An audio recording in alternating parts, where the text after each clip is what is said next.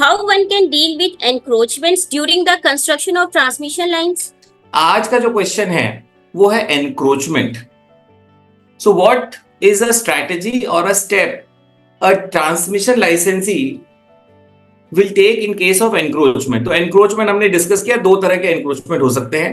एक तो हो सकता है ह्यूमन एनक्रोचमेंट. भाई आप लगा रहे हो ट्रांसमिशन टावर और फिर पता चला कि इलीगल कंस्ट्रक्शन, तो इट इज अ एनक्रोचमेंट और उसको there is a removal, requirement of removal. दूसरा हो सकता है natural. So trees are there, forest की ट्रीज है या किसी और भाई और भी बहुत सारी ट्रीज होती हैं, वो भी हो सकती है वहां पे. So in case of encroachment section 68 subsection 5 of the electricity act says कि आपको एग्जीक्यूटिव मजिस्ट्रेट को एक इंफॉर्मेशन देनी है कि there is a encroachment. Human encroachment है तब भी, और अगर ट्रीज हैं तब भी.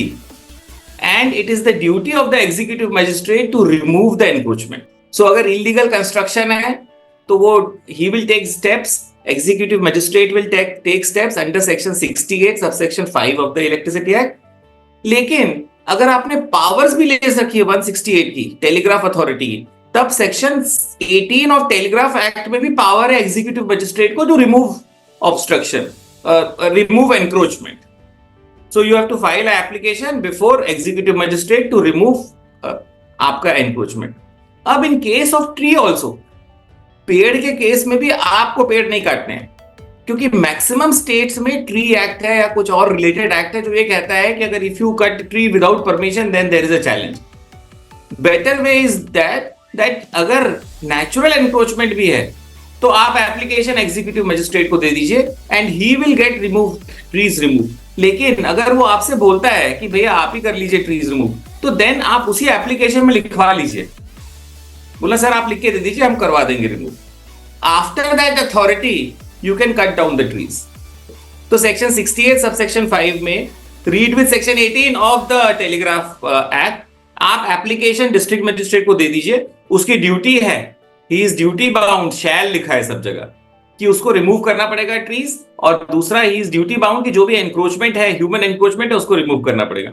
लेकिन एक चीज है कि मान लीजिए आपका सीओडी अचीव हो गया है और सीओडी अचीव होने के बाद आपने ट्रांसमिशन टावर लाइंस लगाई है और उसके नीचे एनक्रोचमेंट आ रहा है, तब आपको क्या करना है? तब भी प्रोसीजर ये है कि ट्रीज की जो छटनी है, कटनी है, छटनी तो आप खुद कर सकते हो, कोई प्रॉब्लम नहीं है.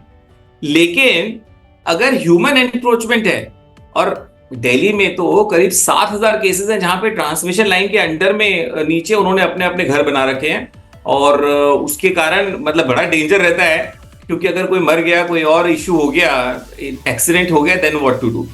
ऑलराइट, तो उस केस में आपको क्या करना है, हर साल एक प्रोसीजर बना लेना है कि एक एप्लीकेशन, क्योंकि it becomes a political matter also, क्योंकि बहुत सारे घर बने होते हैं नीचे नीचे ट्रांसमिशन लाइन के. लेकिन आपको एज ए इंजीनियर एक एप्लीकेशन जो डिस्ट्रिक्ट मजिस्ट्रेट को with copy to the municipal authority दे देनी चाहिए, जिससे कि फ्यूचर में अगर कोई एक्सीडेंट हो या कोई और इश्यू हो तो आप ये उस पेपर को दिखा सकें कोर्ट में या कहीं भी, जहां भी अथॉरिटी के पास, कि सर हम एक हर साल, और एक फाइल अलग बना लेनी चाहिए कि हम हर साल ये वाली एक एप्लीकेशन दे रहे हैं डिस्ट्रिक्ट मजिस्ट्रेट को भी और म्युनिसिपल अथॉरिटी को. So hope I have answered the question.